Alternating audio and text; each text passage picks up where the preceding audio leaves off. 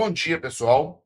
Nós vamos dar início aí à correção, né? As correções dos exercícios da prova do Colune de 2021. Espero que vocês estejam preparados. Então vamos lá, vamos junto.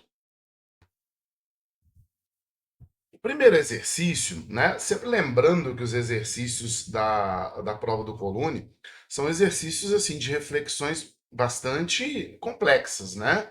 A gente precisa ter um grau é, é,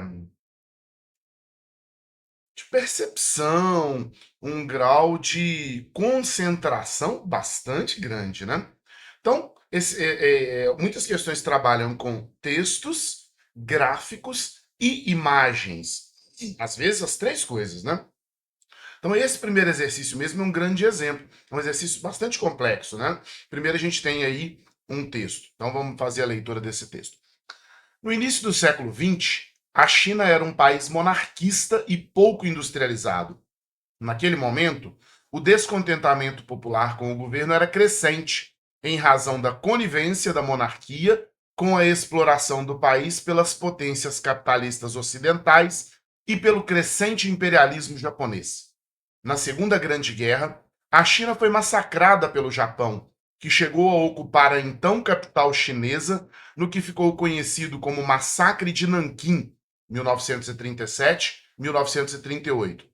O gráfico abaixo demonstra como a economia chinesa havia sido uma grande potência no cenário global e sua vertiginosa queda entre meados do século XIX e meados do século XX, período chamado na China de século da humilhação. Então aí a gente tem o gráfico, né? Vocês podem perceber que esse gráfico ele começa lá no ano 1 depois de Cristo, né, o século 1 depois de Cristo, e vem até 2014. A barrinha preta representa a China. Então vocês podem perceber, olha, que desde a primeira barrinha até a barrinha que vem até o ano 1900, vai haver uma oscilação da importância da China. No ano 1950, não tem China, não tem barrinha preta. Ou seja, a importância da China economicamente despenca, né? E aí, em 2000, ela retoma essa importância. Vocês podem, inclusive, fazer esse comparativo com os Estados Unidos. Olha 2014, a importância da China em relação aos Estados Unidos, né? Então é isso que a gente está analisando primeiramente. Bom, e temos um outro texto, né? As três maiores economias do mundo, PIB com base na paridade do poder de compra, né, o PPC, como porcentagem do total mundial. Produção histórica no interior das fronteiras de países modernos. Então, isso aqui é a legenda daquele gráfico que nós acabamos de avaliar.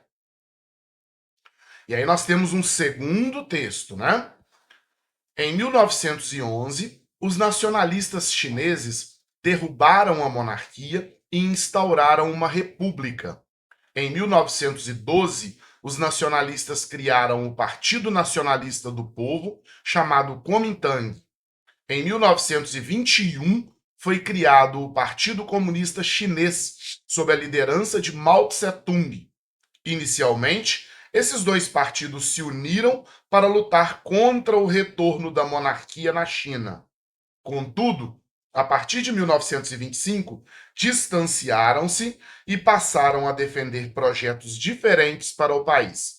Nesse contexto, os nacionalistas do Kuomintang aliaram-se aos conservadores chineses e os comunistas aproximaram-se da União das Repúblicas Socialistas Soviéticas, que buscava expandir sua área de influência sobre a China. Entre 1946 e 1949, nacionalistas e comunistas travaram uma guerra civil com posterior vitória dos comunistas e sob a liderança de Mao Tse-tung, que tinha a simpatia de muitos chineses em função das pautas que orientavam sua atuação política e buscavam restabelecer a economia e sociedade chinesas. Após a derrota, membros do grupo nacionalista, sob a liderança de Chiang Kai-shek, instalaram o governo da China nacionalista em Taiwan. Bom, contextualizando, né, isso aí já é a Guerra Fria. Você tem uma disputa entre os socialistas do Mao Tse-tung e os nacionalistas do Chiang Kai-shek, né? Estes aí com apoio dos conservadores e os socialistas com apoio da União Soviética. E depois da vitória dos socialistas, os nacionalistas fogem para Taiwan. Taiwan até hoje é um imbróglio para a China, né? A China vive querendo recolonizar Taiwan. Bom, esse é assunto para um outro momento. Por fim, então, né? Sobre o projeto político defendido por Mao Tse-tung após 1949, é correto afirmar que era favorável a. Sempre lembrando, gente, Mao Tse-tung, líder do Partido Socialista. Então a gente tem que ter em mente quais são as pautas socialistas. E não é a pauta socialista que vem aí cheia de fantasias, não. É a verdadeira. A gente tem que pegar realmente as pautas desses grupos socialistas. Então, olha, qual era o projeto defendido pelo Mao Tse-tung? Letra A, reforma agrária, né? Com apoio dos camponeses da China. Gente, todo o Partido Socialista defende a reforma agrária. Alguns de forma mais radical, outros de forma mais ponderada, mas a reforma agrária é uma bandeira dos partidos socialistas. Portanto, a nossa resposta, deixa eu colocar aqui, ó, é a letra A. Ó. Por que não as demais? Vamos lá. Letra B. Privatização de empresas chinesas para modernizar a economia. Privatização é pauta de governos de direita, de partidos capitalistas. Letra C. Continuidade do patriarcalismo e submissão das mulheres. Isso não é pauta de ninguém, né? A gente vai ver esse tipo de situação ocorrer tanto em partidos ou governos de esquerda, quanto em partidos ou governos de direita, mas não é pauta de ninguém. Letra D, extradição dos oponentes políticos chineses para a ilha de Taiwan. E aqui vem um detalhe muito interessante que pode até confundir a cabeça de alguns, né? Pensa bem, como a galera da direita foi para Taiwan, então vou marcar essa letra D. Não, isso não era pauta de ninguém. Isso ocorreu porque os derrotados fugiram para não serem massacrados. Portanto, nossa resposta é a letra A. Vamos para a próxima?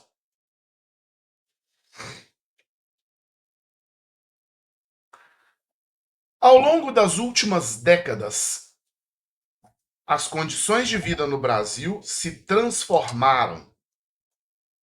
A medicina teve avanços importantes, novas vacinas, fármacos e tratamentos médicos foram desenvolvidos e possibilitaram a melhoria das condições de vida da população mundial. Também houve redução no número de pessoas que passam fome no mundo, e no Brasil, a luta contra a fome gerou resultados positivos. A partir dessas informações, leia atentamente os gráficos abaixo. Já vou me adiantar. Aqui nós temos uma afirmativa que não gera contradição. Né? Olha, a luta contra a fome gerou resultados positivos. Eu não posso contradizer essa informação. É uma informação clara. Então, tendo isso em mente, vamos às informações da questão. A gente tem um primeiro gráfico que trata da subalimentação no Brasil entre os anos de 1990 e 2014. Né? Olha, pessoas subalimentadas, mal alimentadas, mal nutridas. Lá em 1990 nós tínhamos 14,8%, né, porcentagem da população. Em 2012, 14 caiu para 1,7%. Isso é um dado positivo, né, inegavelmente. E esse gráfico você caiu, tá vendo? Segundo gráfico, a expectativa de vida da população brasileira desde 1960 até 2013. Né? Aí eles têm ali, ó, homens, mulheres e a média. Vocês podem olhar que esse gráfico sempre subiu. Olha, a curva dele é sempre ascendente, está sempre subindo. Ó. Se a gente pegar só a média, né, da expectativa de vida, ela sai lá de 56,1 em 1960 e nunca parou de subir, chegou a 78,6 em 2013. Então é mais um dado positivo para corroborar aquela primeira informação que nós tínhamos. Então, sobre as mudanças ocorridas no Brasil entre os séculos 20 e 21, é incorreto afirmar que. Então vamos virar nosso cérebro aí, ó. Nós temos três afirmativas condizentes com os dados que nós analisamos e uma que não é concreta, né? Não está correta. Então a gente precisa achar a incorreta. Tem que virar a chavinha aí, né, do cérebro. Bom, letra A. A primeira década do século XXI foi marcada por vertiginosa, né, enorme queda nos dados da subalimentação no Brasil, indicando resultados positivos da luta contra a fome no Brasil. A gente já fez essa análise, né? Os dados de subalimentação nunca pararam de cair, então a letra A está correta, não é a opção que eu estou buscando. Letra B, o uso de antibióticos e vacinas, a adoção de medidas preventivas no sistema de saúde pública e a expansão da rede de saneamento básico foram essenciais na melhoria das condições de vida do Brasil. Por mais que estas informações não estejam muito claras ali no texto, a gente conhece bem os motivos, né, dessa melhoria das condições de vida do Brasil. Então a letra B também é uma opção correta. Letra C. A expectativa de vida e, por consequência, o número de idosos no Brasil aumentaram entre os séculos 20 e 21. Até aí, beleza, olha, tudo certinho. Demandando menos atenção do poder público a essa parcela da população. Olha só, gente, se aumentou a expectativa de vida, se aumentou o número de idosos, o governo vai ter menos atenção com essa parcela da população? Claro que não. Inclusive os gastos aumentaram, né? As necessidades dessa população, à medida que a gente vai envelhecendo, a gente passa a ter mais necessidades. Então a letra C, ela é contraditória, portanto ela é incorreta, né? Olha, a nossa resposta aí, ó, a nossa incorreta, ó. Letra C, né? Porque à medida que aumenta a expectativa de vida, tem que aumentar os gastos do governo. Letra D, o Brasil avançou no combate à fome, mas ainda é preciso melhorar a qualidade da alimentação e reduzir o consumo de gordura, açúcar e sal, que em excesso podem provocar doenças como diabetes e obesidade. Cara, é um puxão de orelha, né? Todo mundo sabe, ninguém faz, mas também é uma opção real, né? Portanto, a questão incorreta que nós estamos buscando é a letra C. Ok? Vamos aí para a próxima.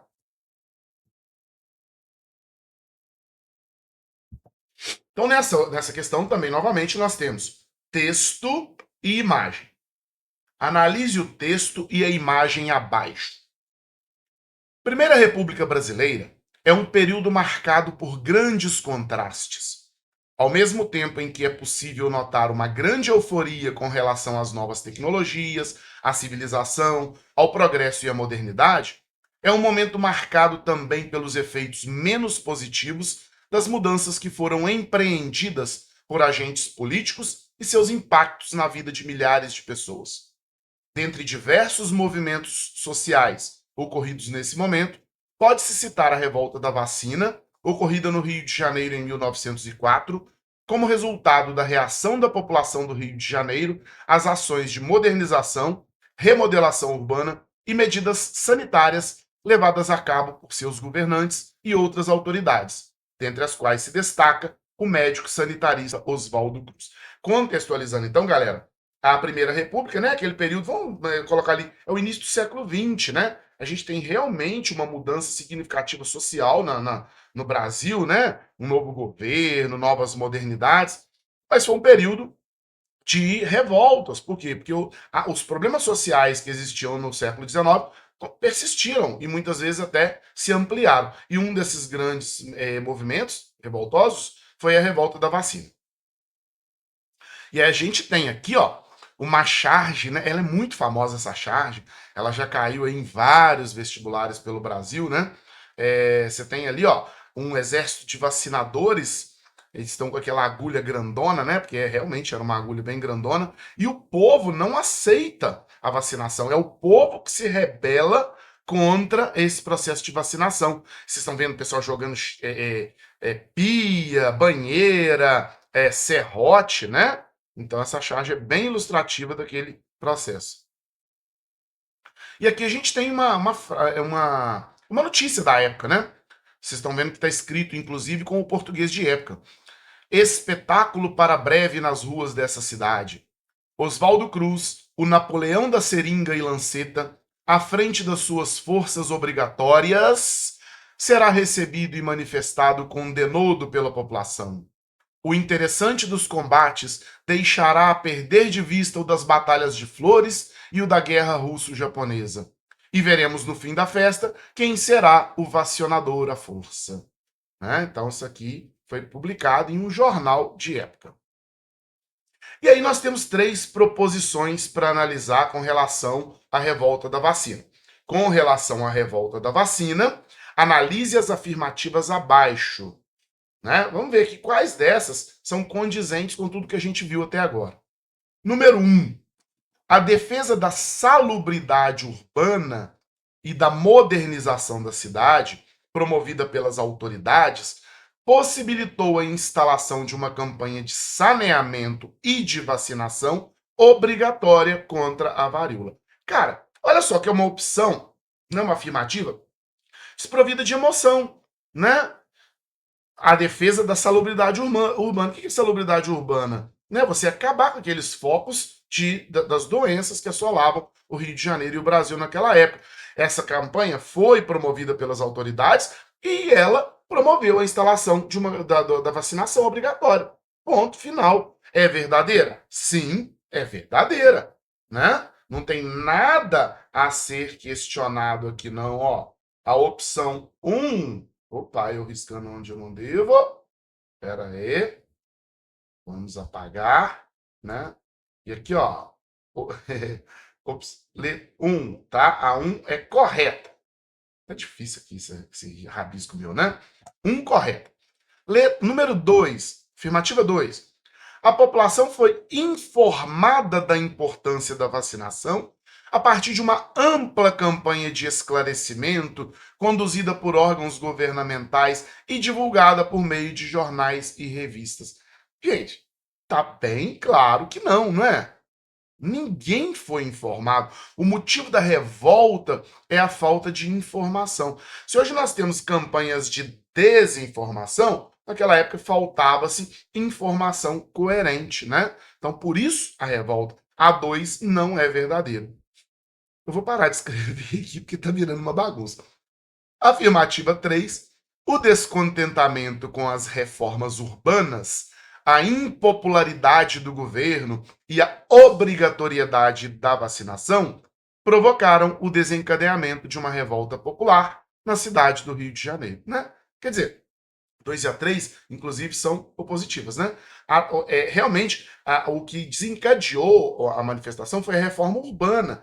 Né? Tudo isso começa com uma reforma urbana que expulsou a galera pobre do centro, né, do Rio de Janeiro. Então, a 1 e a 3 são opções verdadeiras. Olha lá, está correto o que se afirma em letra D. Agora acho que eu vou conseguir riscar direitinho. Ó.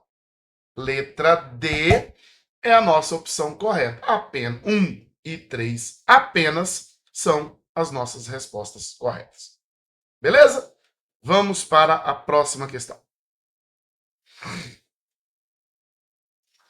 Então, primeiramente, um texto.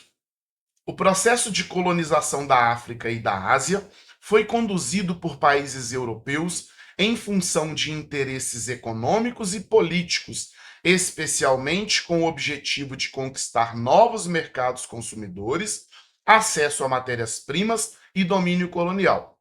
Tal processo foi nomeado de colonialismo. Por outro lado, os povos africanos e asiáticos resistiram à colonização, movimento que se acelerou com o término da Segunda Guerra Mundial e levou à independência das regiões dominadas. Isso é o que vocês conhecem como colonialismo, neocolonialismo, imperialismo, né? E aí o foco é para os povos africanos e asiáticos, né? Dentro de um contexto mais amplo que a gente conhece como Guerra Fria, esses povos se levantaram e lutaram pelas suas independências. Aí a gente tem uma série de imagens, olha, sobre os movimentos de resistência e de independência no continente africano. Observe as imagens abaixo. Na primeira imagem, as colônias portuguesas na África conquistaram sua independência apenas a partir de 1974, após anos de luta contra o exército português. Nessa fotografia vemos guerrilheiros anticoloniais de Angola em 1964. Uma foto na mata, né? A segunda imagem é um personagem importantíssimo, né? O Kwame Nkrumah, um dos fundadores do panafricanismo e líder do movimento de independência de Gana.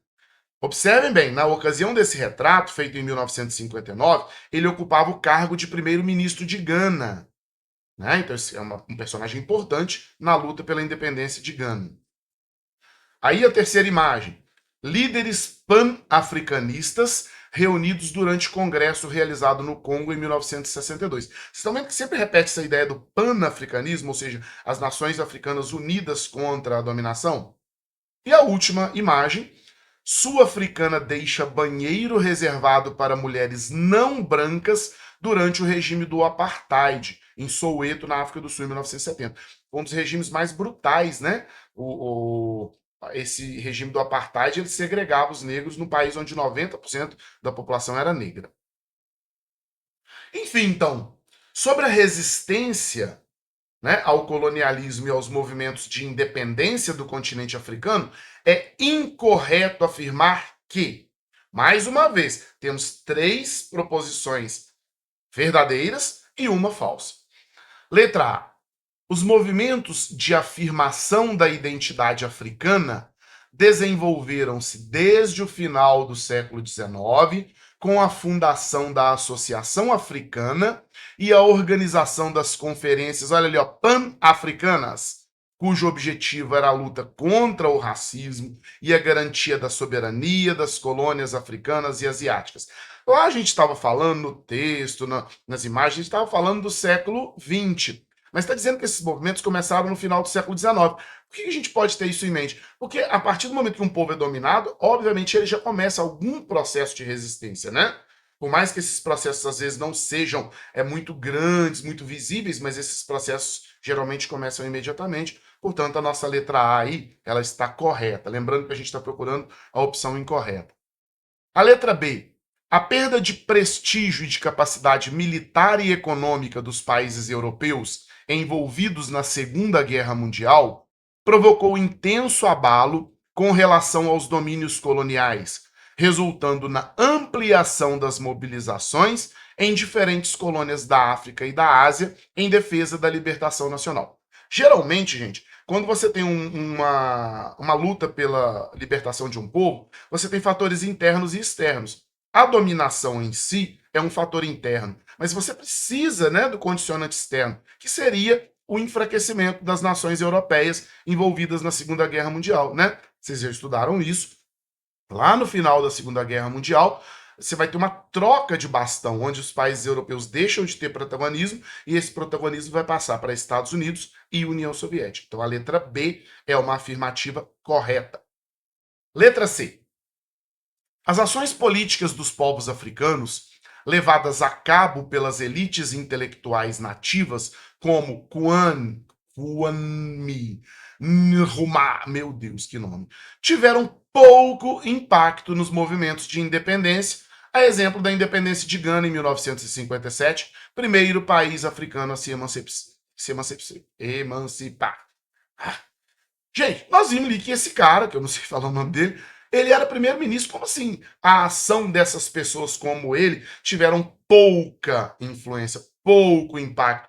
Se o personagem, essa pessoa chegou a primeiro-ministro do país, é óbvio que houve sim uma influência bastante significativa. Portanto, né, tá incorreta a afirmativa sim.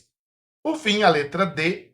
As leis segregacionistas impostas à população negra da África do Sul são resultado das decisões políticas dos Afrikaners em 1920 e do regime de apartheid, estabelecido em 1950 pelo parlamento sul-africano, cujos resultados trouxeram graves consequências para a população desse país. Eu já tinha contextualizado isso antes, né? Essa política segregacionista, essa galera branca que vivia na África do Sul eram conhecidos como Afrikaners. Então, a política do apartheid foi essa política segregacionista que relegou o povo negro a uma condição, né, extremamente cruel, né, inclusive com destaque para o Nelson Mandela, né, que foi um grande ícone da luta da África do Sul pela libertação. Portanto, então, a opção incorreta, não tem espaço aqui, ó, vou riscar no meio da questão mesmo, ó. Questão incorreta, ó, grandão. Letra C. Ok? Beleza, galera? Vamos lá.